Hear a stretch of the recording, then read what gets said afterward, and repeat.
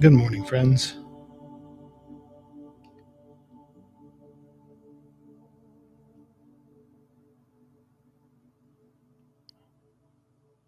It's good to be here this morning. Thanks for joining us here at Journey Home Meditation for the morning sit. It's a lovely, almost summer morning here in Southern Oregon, and I'm sitting in the beside meditation hall at Journey Home. And I'm looking around at this amazing space that so many hands came together to build, and I'm just surrounded by love when I'm in this space. Truly am surrounded by love in this space. There's all these beautiful markings of the mistakes that were made through our hubris or our ignorance or our stubbornness. And, some people have suggested fixing some of these things or what I could do to make them look better. But honestly, I love what we have created here with all of its character, all of its stories. So all that is to say, I am very happy to be here this morning. Howdy Om.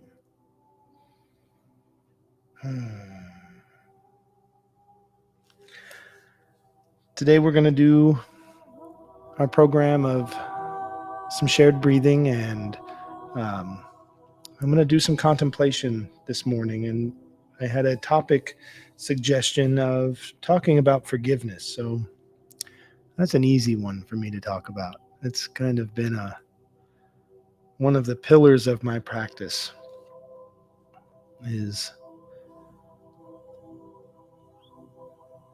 sitting with and welcoming forgiveness into this experience. So that's what I'm going to talk about this morning a bit, and the ways in which this practice can both facilitate and be facilitated by our forgiveness. And then we're going to get to some poems. I think we're just going to do Appalachian Elegy this morning, but we may, who knows what we may do. But first, let's just take a few moments to allow our bodies to settle into place.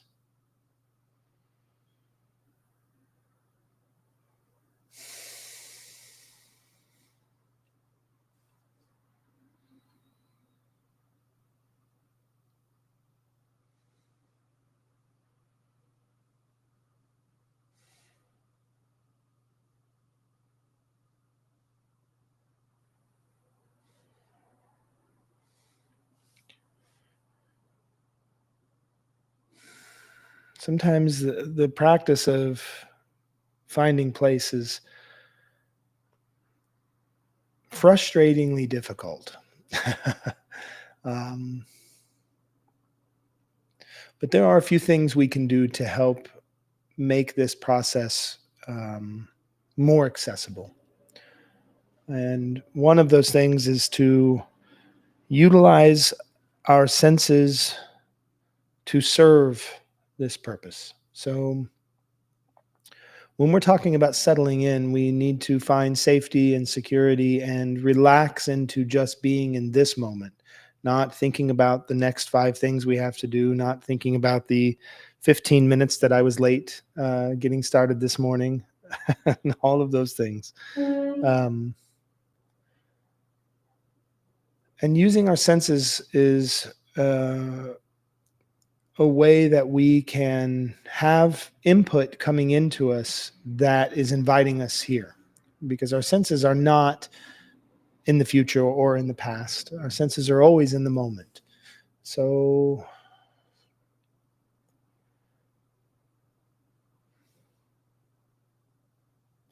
for me, I come in the morning and I prep the space. This morning was somewhat quickly prepped, but it was prepped. I light candles. I brush the floor quickly today. And I set up my cushion and the bell, and I light incense. Um, so I can smell the incense in the air right now, and that's one way to remind myself that I'm here. But maybe where you are right now, just using your sense of smell. Now, the smell is so closely related to our memory, um, that when we are in the space, if we have a practice of being in this place regularly, that can help. And just noticing what it is.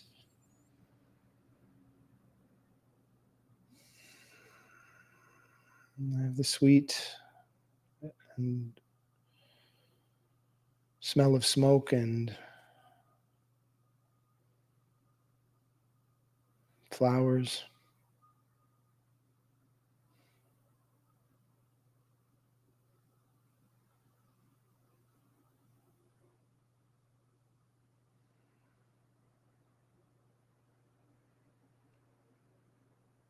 You can smell the dust in the air from the ground all around that's drying out in the warming sun of each day.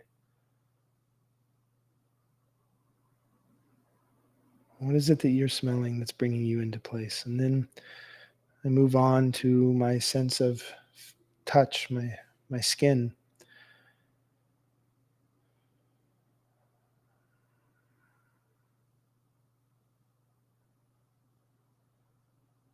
Let's feel what that is telling you right now. Is there a breeze in the room? Are you feeling the morning cold, or are you feeling the heat from the day already beginning?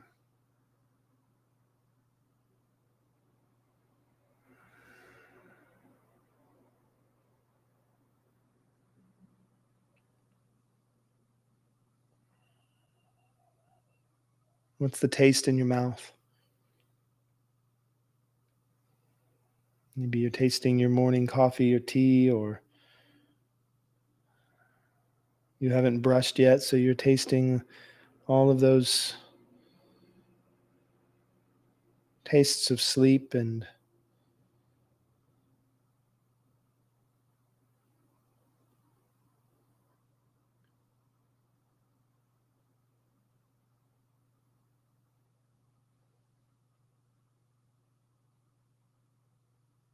what's the sounds in the room? You're hearing the sound of my voice, but what is the sound of the place where you are?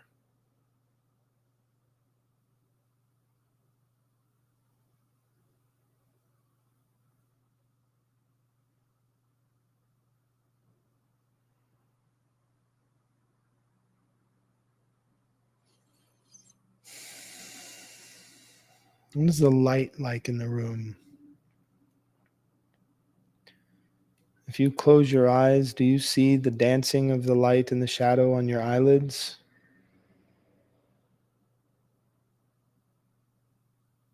Just be in this place.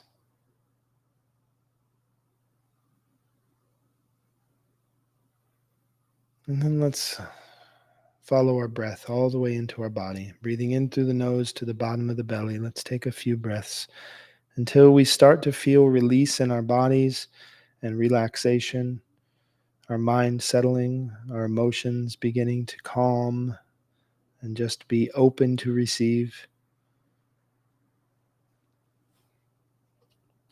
Let's breathe.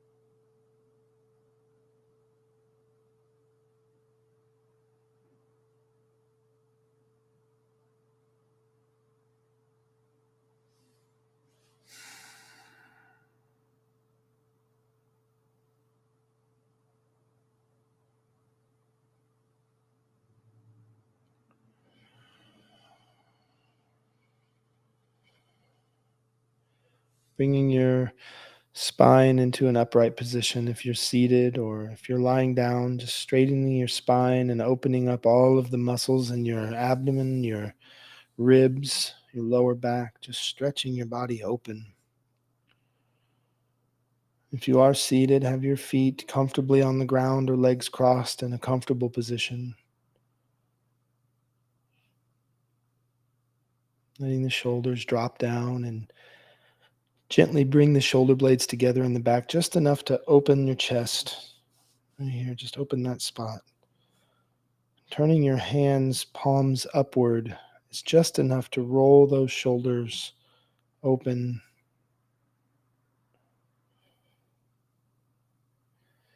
Feel the difference in your breath when you release all of the air from your chest with your shoulders open. And breathe into the bottom of the belly.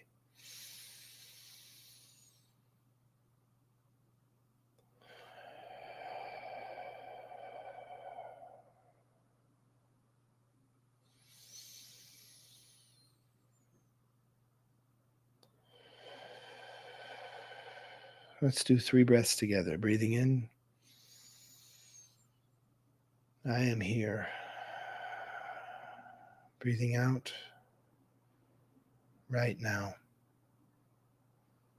Breathing in, I am here. Right now. I am here.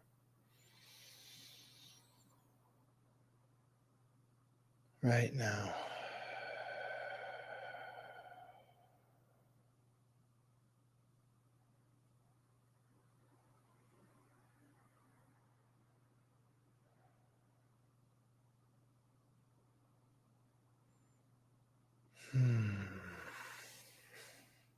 Thanks, friends. Thanks for joining in on that practice together. It's comforting to know, even as separate as we may feel because of distance, that we can share these breaths together in the same moment.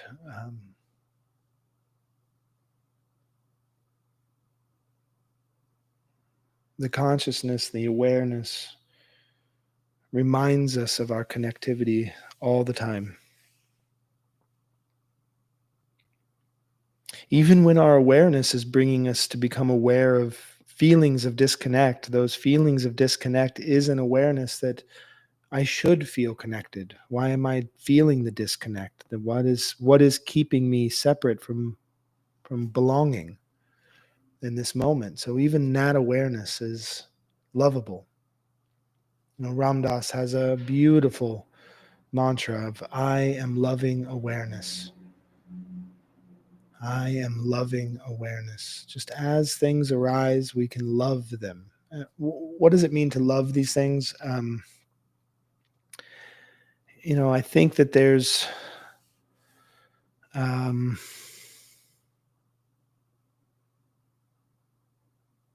there's a difficulty in explaining what that kind of love is. But I think that if we can recognize that something is here and it belongs, that's love.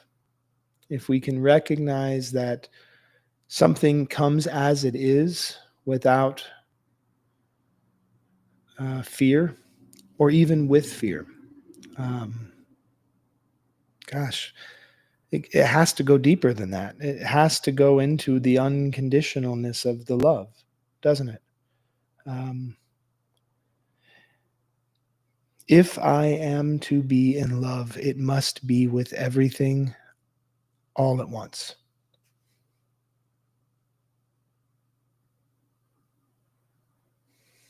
And I think to love is to feel yourself open and grow and settle and expand and contract.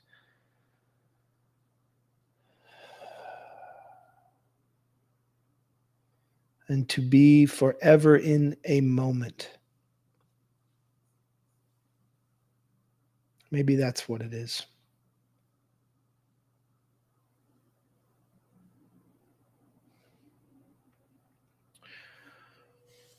But I think this is where we come into the topic of forgiveness.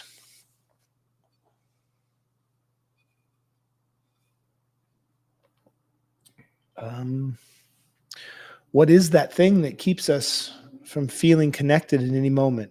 Connected to um, our partners, our family, our friends, our coworkers, um, connected to our history,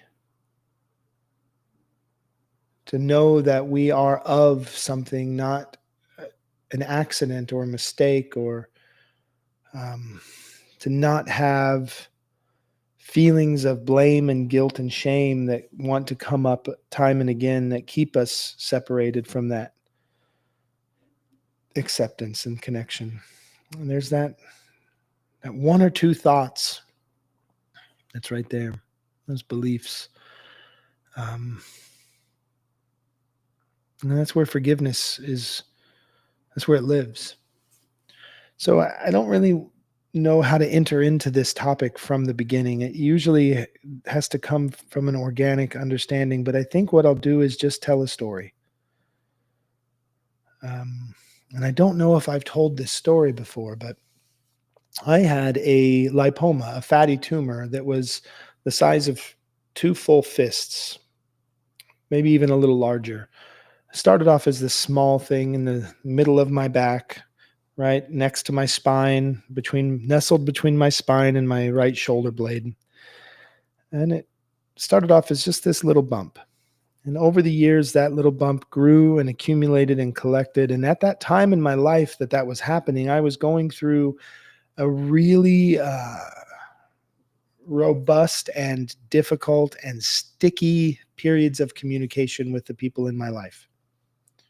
Um, there were feelings of betrayal that were happening. There were feelings of disconnection, feelings of being othered a lot. I was carrying a lot of this feeling that I'm not being accepted into the group or the collective, or that maybe my gifts that I'm offering are being taken for granted or being exploited. There were all these things, and I don't know to this day where those things necessarily were born from, but they were occurring. They were coming out for all of us, not just for me. We were having this collective sort of explosions that were occurring. We were also creating beautiful art. We were creating gorgeous music and beautiful paintings and deep, enriched poems. And we were traveling the country making music, and we were doing all of these things together in this group. But it was all built on this fire energy, right? This like burn, burn, burn energy. And that's the thing, is when that is the only thing that you share in common, the only thing that you bring your attention to, it burns everything. And so I was feeling quite burnt.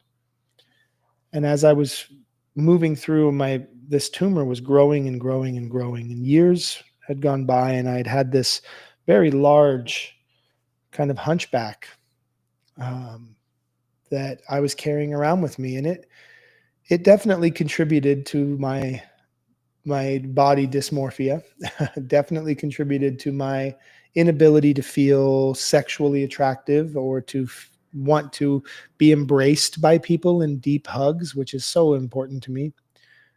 So I was closing myself off from intimacy. I was closing myself off from closeness or being nurtured or tended to. And I was sort of narrowing down who could do that, and it really came down to just my partner. And that's a really unhealthy dynamic when we place all of our needs onto one person. Because there's no possible way that we could have these connections with all of these people and have all of our needs being met by one person. It's unfair, it's exhausting, and it's a recipe for expectation and disappointment. And I remember meeting this holy con man named Joe Rose. He goes by Gypsy Joe Rose. I was on tour with my band, and we met him on the coast. And I've told this story to a couple of friends recently, so it's fresh in my mind. But here's this holy con man. We pull up in our tour bus, 15 of us on the bus, and we park next to this man, and he's cleaning out the van that he clearly lives in. And we're in Pacifica, California, right on the beach. And I'm pulled off. We're going to prepare to make lunch for everybody in the band. And the band members file out and they meet Joe Rose, and they're just enamored. He's a holy con man. He's a hustler, street hustler, born and bred, but he's a street hustler with the sort of this angelic quality to him. He's very in tuned and very adept at the language of spirituality. And uh, if we were 100 years in the past, he might be running a traveling gospel revival, passing the offering and living off the fat of the poor, but leaving them feeling completely and totally renewed when he left town. He was really good. So he's talking to the band, and I come out of the bus, and it's cold. It's cold at this time. It's November on the Northern California coast. So I have a big jacket on, a big puffy military style coat. And as soon as I come off the bus, Joe Rose looks and he's like, "Oh, there's your leader." And of course, the band they were chagrined by this. And he's like, "Hey, you leader, come here, come here." And I came over. I was like, "How you doing? I'm Michael." And he's like, "Ah, Gypsy Joe Rose, good to meet you. Good to meet you." And then he puts his hand on my shoulder and he says, "Oh, brother, you're carrying a lot of pain. Brother, you feel betrayed. Someone stabbed you in the back, didn't they?"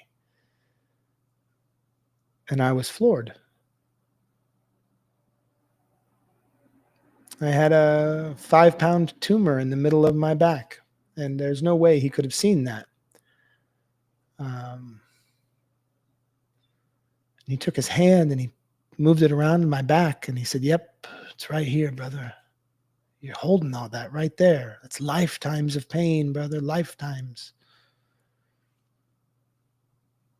That's betrayal." He's telling me these things, and my instinct is to, yeah, you're a hustler. I get this. But it cut right through all of those layers of doubt and all of those layers of separation. And he got right to this thing. And nobody had ever told me that before. Nobody had ever said, "You feel betrayed." I had never used those words. I had never understood for myself that that's what I was carrying, that that's the story that I held in my body for my entire life, the story of betrayal. And it was a shocking moment. Flash forward about 6 years, 5 years, and I was in Portland, and I had the opportunity to go to a homeless clinic. We lived in our school bus, so we qualified as being unhoused. And at this clinic, they offered to remove this lipoma, but they said we can only do just a light amount of local anesthetic, and we're going to have to remove that thing through a 2-inch incision with basic tools. We can't do a full open you up surgery with, blah, blah, blah. And okay. And so I come in, I'm there for my appointment. I actually asked the doctor if I could eat a couple of cannabis gummies to help my anxiety, and she said that should be fine. She said sometimes they would mess with the anesthesia, but this is a local anesthetic, so it should be fine. We're just numbing the skin to help decrease the damage that could be done. And so I ate the gummies and we got to work. And as she makes this incision and starts to pull this tumor out little bit by little bit, I start to get this overwhelming sensation of letting go just coming over my body. And I start to cry. And I didn't understand. And she said, "Are you in pain, Mr. Franklin?" I said, No, it's beautiful. It's beautiful." And she keeps going and keeps pulling, and She said, "What are you feeling, Mr. Franklin?" And I'm almost shivering in tears at points. And I said, "I'm feeling forgiveness." And my whole body was enraptured by this feeling of forgiveness as this thing was being taken out of my body for me. You know, whatever it was that I was carrying, and maybe it was all living in that tumor. I don't really know, but I do know that as I let this go, I was feeling this overwhelming sensation that it's okay to let go of what we hold on to so dearly.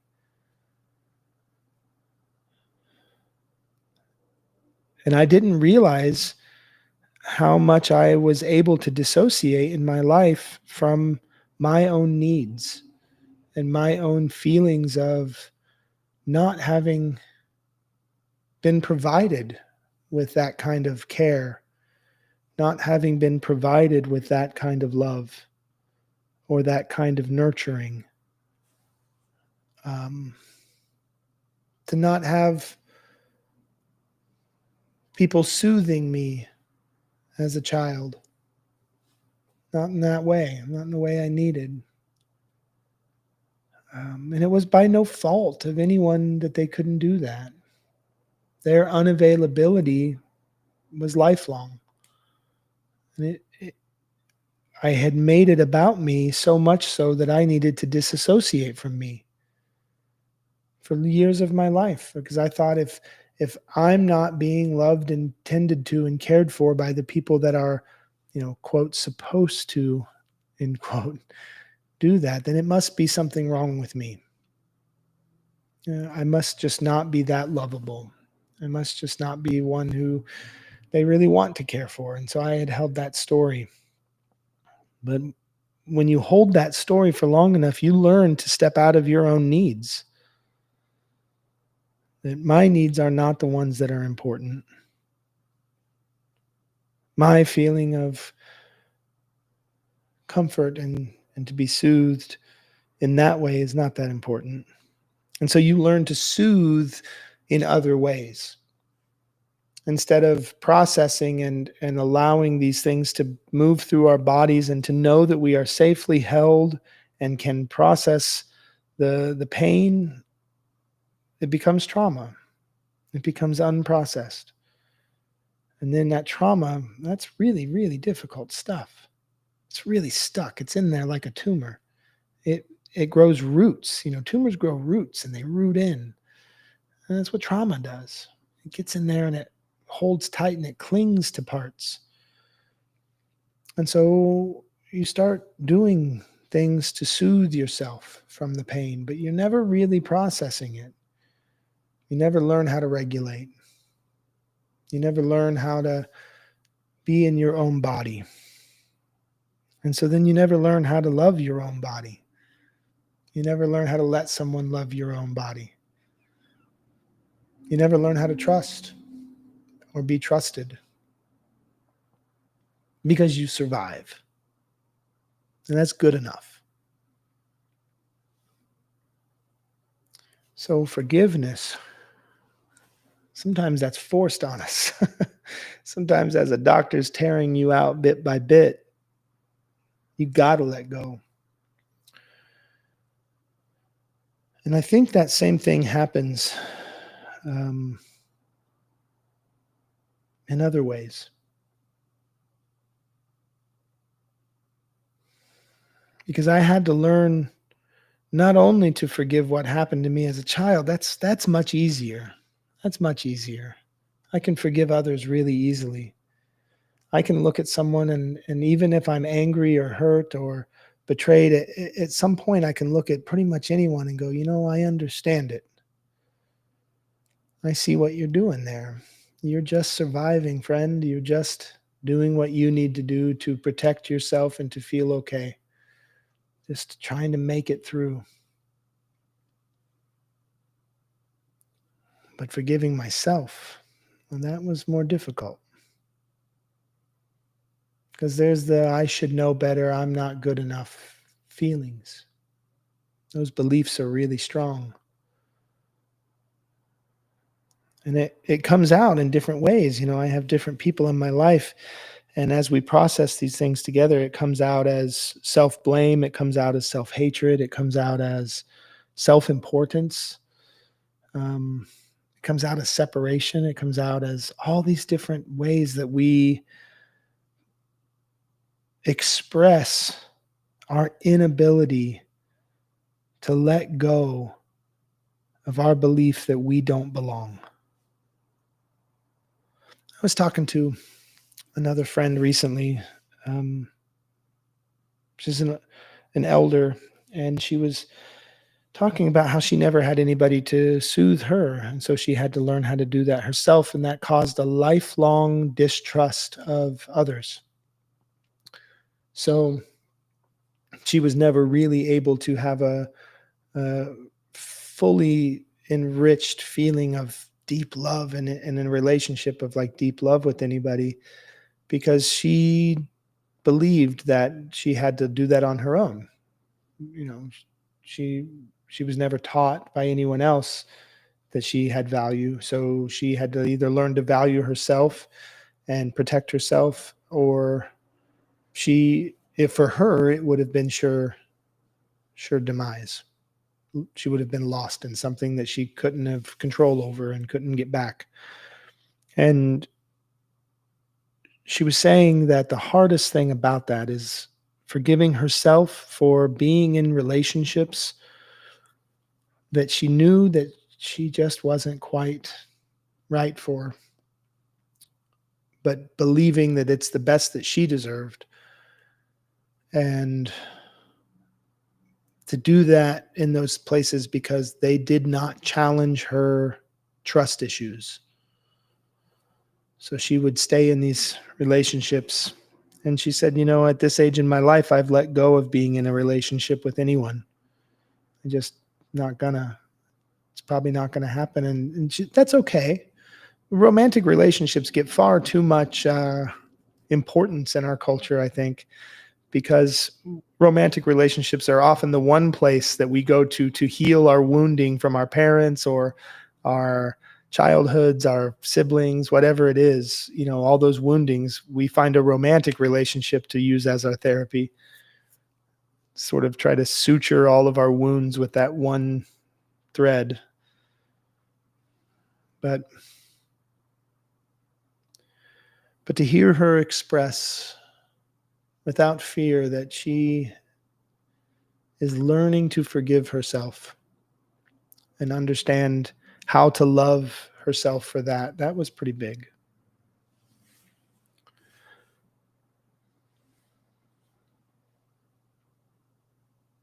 And I think that what it comes down to is I hear people often say you don't have to forgive. And I don't agree with that. It's not about having to. You get to forgive. You get to. You get to be soft. I get to be soft again.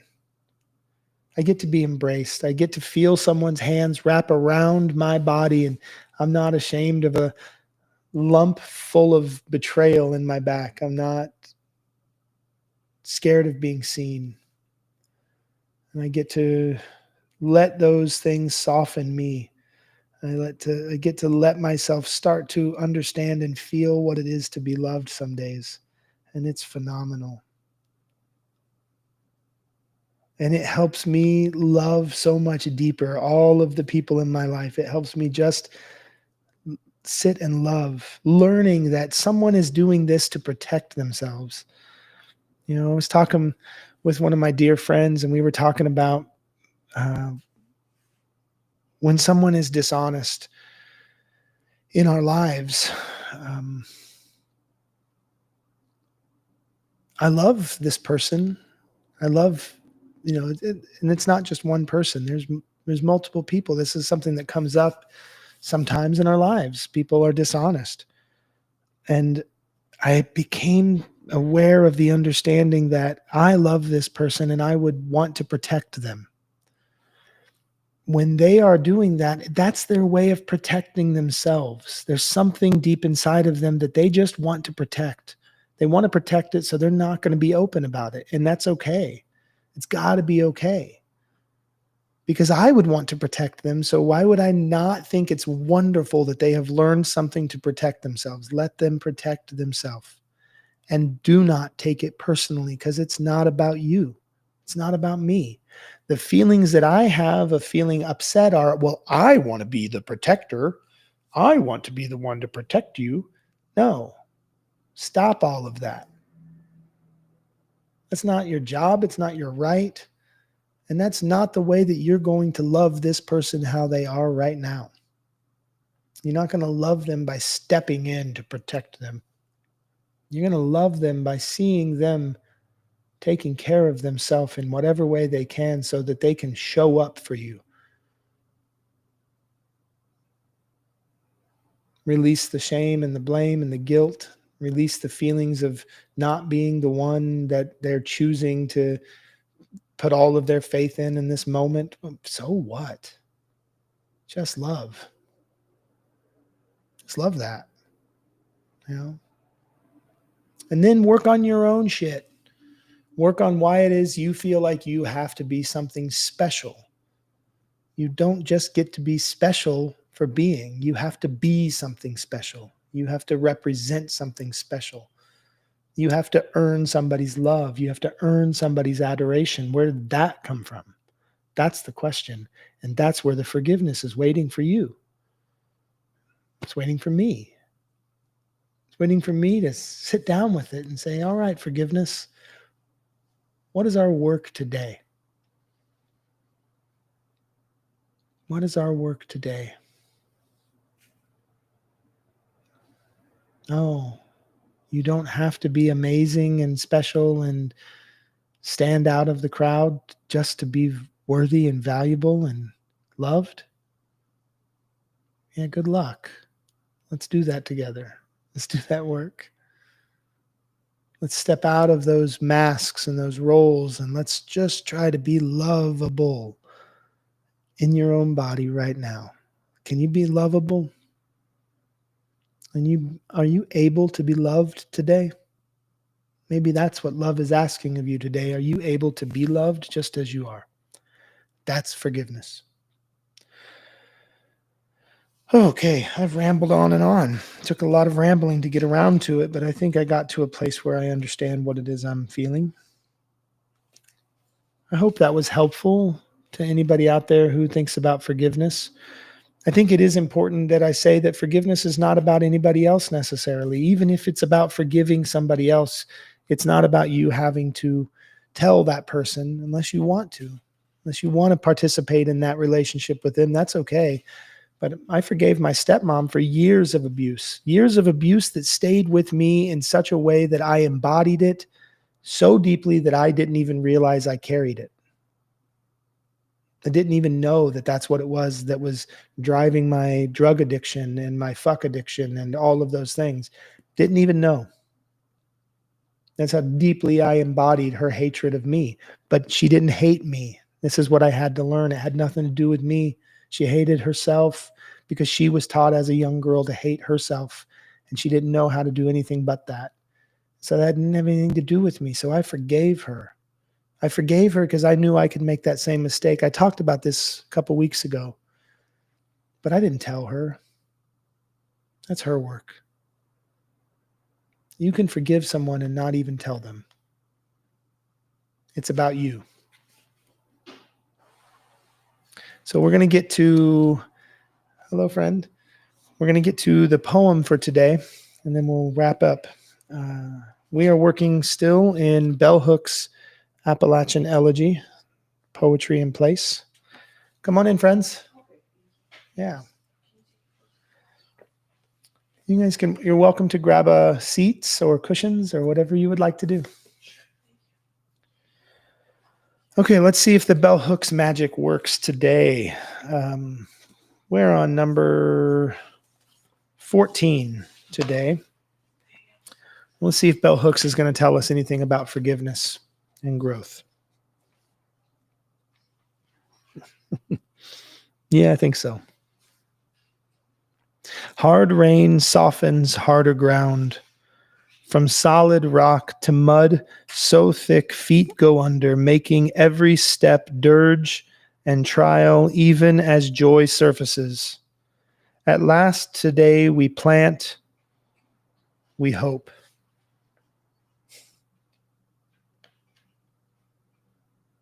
It's a short one. I want to read it again. It's exactly about forgiveness. It's exactly about forgiveness. Hard rain softens harder ground. From solid rock to mud so thick feet go under, making every step dirge and trial. Even as joy surfaces, at last today we plant, we hope. And hard rain softens harder ground. It's that thing when you have this really well built defense, this wall around your heart that you've created to not let something in the fear that it's going to shatter your heart or it's going to break your heart.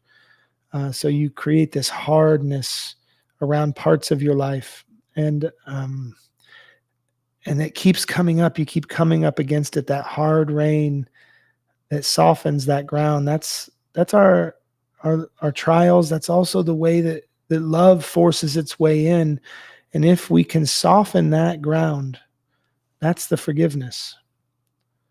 And you have to understand that you build defenses around parts of yourself for a reason. You build defenses to protect yourself, just like you would protect a child, just like you would protect a small animal in a storm, like just any of these things. So don't hold yourself as cold or hard because you have hardened something to protect yourself. If you can love yourself as the protector, if you can love yourself in that moment as the one who has kept you safe to get here where this love is, this hard rain of love, then you can soften to it. But if you can only identify as this one who is terrified of anything hurting you, then you're going to maintain those defenses and that hardness, and you're going to have a difficult time loving yourself and forgiving yourself in that moment. And you might build such good defenses that it becomes so embodied in you that it's just the way you think you are. Well, this is just how I am. And you start defining yourself as I am this. But you're not. You're everything. You're anything. And one day you'll be nothing. So letting that love come in and soften that ground of defenses, I think that hard rain is the difficulties and the trials that we go through trying to learn our way into love.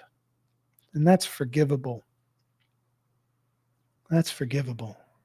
It's forgivable that you would struggle with that. And if it's forgivable, it's lovable. And if it's lovable, it's forgivable.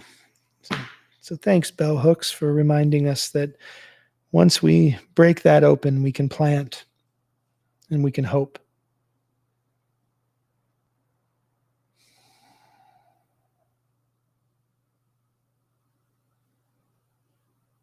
I think remembering that planting is the hope for growth. We want to grow.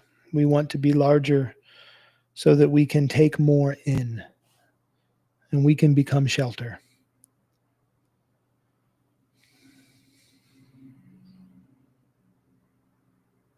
So thanks for being here this morning, friends. I hope this sit was helpful to you as it was to me. Thank you to Lily for asking for that topic today. Thank you to Angela for helping me come into some realizations about safety and protection and forgiveness. And thank you to each person who in my life has held space for me to be hard and cold and dark and dissociated and broken and fixed and loving and all of the things. I'll see you tomorrow. Take refuge in the Buddha, refuge in the Dharma, and refuge in the Sangha.